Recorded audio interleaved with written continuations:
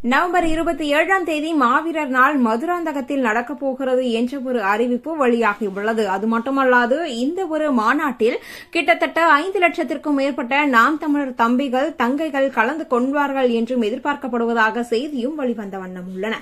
ஏற்கனவே வருடா வருடம் நாம் தமிழர் கட்சியினர் 2 பொதுக்கூட்டங்களை நடத்தி வருவார்கள் என்பது நம் அனைவருக்குமே தெரிந்த ஒன்றுதான். ஒன்று மே 18 இன எழுச்சி மாநாடு. அது மட்டுமல்லாது நவம்பர் 27ஆம் தேதி மாவீரர் நாள் கொண்டாடப்பட்டு வருகிறது. இந்த ஒரு தருணத்தில் இந்த வருடம் மே 18 தினத்தை அனுசரிக்க முடியவில்லை. ஏனெனில் தேர்தலால் இது தள்ளி போனது என்றே கூறலாம். அது மட்டுமல்லாது இந்த வருடம் மாவீரர் நாளை தற்பொழுது மதுராந்தகத்தில் நடத்தப் போகிறார்கள் என்ற ஒரு செய்தியும் வெளிவந்துள்ளது. இந்த ஒரு மாநாட்டில் கலந்து கொள்வதற்காக அனைத்து நாம் தமிழர் தொண்டர்களுக்கும் தம்பி தங்கைகளுக்கும் அழைப்பு விடுக்கப்பட்டதாகவும் செய்திகள் வெளிவந்த வண்ணம் உள்ளன.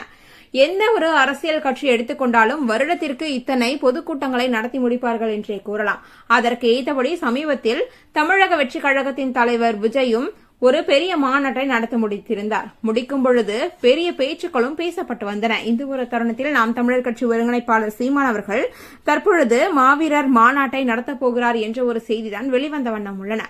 இதில் ஒரு சினிமா துறையை சேர்ந்த முக்கிய புள்ளி ஒருவரும் கலந்து கொள்ளப் போவதாக செய்திகளும் வெளிவந்த வண்ணம் உள்ளன. ஆனால் யார் என்று இதுவரை அறிவிக்கப்படவில்லை என்றே கூறலாம். தற்பொழுது இந்த ஒரு மாநாட்டிற்காக தம்பி தங்கைகள் அனைவரும் காத்துக் கொண்டிருக்கிறார்கள் என்றுதான் கூற வேண்டும்.